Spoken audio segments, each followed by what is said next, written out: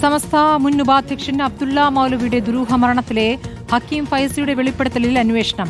Kannur range DIG അന്വേഷിക്കും.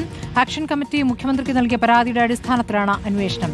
2010 ഫെബ്രുവരി 15 പുലർച്ചെയാണ് അബ്ദുള്ള മൗലവിയുടെ മൃതദേഹം വീട്ടിൽ നിന്നും 900 മീറ്റർ അകലെ ചെമ്പരിക്ക കടപ്പുറത്ത് കണ്ടെത്തിയത്.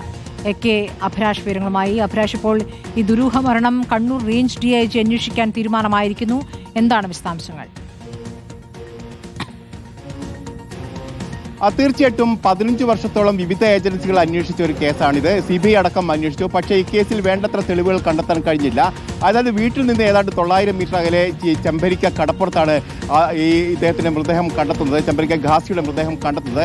അന്ന് തന്നെ ഇത് മരണം കൊലപാതകമാണ് എന്നുള്ള സംശയവും അത്തരത്തിലുള്ള ആശങ്കകളൊക്കെ ഉയരുകയും ചെയ്തു. പിന്നീട് ഈ സംഭവവുമായി ബന്ധപ്പെട്ട അന്വേഷണങ്ങളൊക്കെ നടത്തുകയും ചെയ്തു. പക്ഷേ ഇതിനു മുമ്പ് സമസ്തയിലെ ഭിന്നിപ്പുമായി ബന്ധപ്പെട്ട് ചില പ്രശ്നങ്ങൾ ഉടലെടുക്കുകയും ഹക്കീം ഫൈസി ഒരു യോഗത്തിൽ ഇത് സംബന്ധിച്ച ചില വെളിപ്പെടുത്തലുകൾ നടത്തുകയും ചെയ്തു. അതായത് ഈ കാര്യങ്ങളെക്കുറിച്ച് കുറെ കൂടി കാര്യങ്ങൾ പറയാനുണ്ട്, ഇക്കാര്യങ്ങളൊക്കെ വെളിച്ചത്ത് വരുമെന്നുള്ള കാര്യമായിരുന്നു അദ്ദേഹം പറഞ്ഞത്. അതായത് നേരത്തെ സമസ്തയുടെ ഉപാധ്യക്ഷനായ ഇദ്ദേഹം സമസ്തയുടെ അധ്യക്ഷനാവും എന്ന് കരുതപ്പെട്ടിരിക്കുകയും ചെയ്യുന്ന ഘട്ടത്തിൽ കൂടിയായിരുന്നു ഇത്തരത്തിലുള്ള മരണം സംഭവിച്ചത്.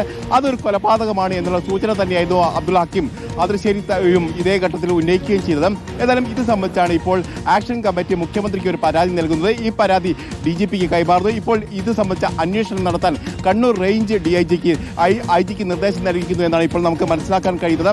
ഏതായാലും വലിയ ദുരൂഹതയുള്ള ഒരു കേസ് കൂടിയാണ്. ഈ കേസിൽ ചില വെളിപ്പെടുത്തൽ ഉണ്ടായിരിക്കുന്ന സാഹചര്യത്തിലാണ് ഇത് സംബന്ധിച്ചുള്ള ഡിജിറ്റൽ തെളിവുകളും മറ്റു തെളിവുകളും നൽകാമെന്ന് കൂടി ആക്ഷൻ കമ്മിറ്റി പോലീസിനെ അറിയിക്കുകയും ചെയ്തിട്ടുണ്ട്. ഏതായാലും ഇത് സംബന്ധിച്ചുള്ള അന്വേഷണം കണ്ണൂർ DIGയുടെ നേതൃത്വത്തിലായിരിക്കും നടക്കുക. അഭിലാഷാണ് കോഴിക്കോട് നിന്ന് വിവരങ്ങൾ നൽകിയത്.